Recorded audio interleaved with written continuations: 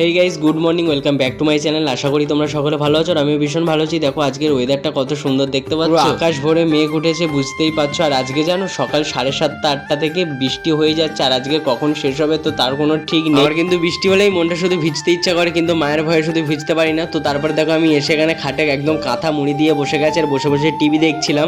তাই তোমাদের সাথে একটু শেয়ার করলাম। এখানে আমি বসে বসে জানালা থেকে কি জোরে বৃষ্টি হচ্ছে আমি শুধু দেখছি, আর ঘর তো ঠান্ডা হয়ে গেছে একদম, আর বাইরে জোর দাঁড়ে বৃষ্টি হচ্ছে। তোমাদের ওখানে কোথায় কোথায় বৃষ্টি হচ্ছে? অনেক জায়গায় তো ভুলে যায়।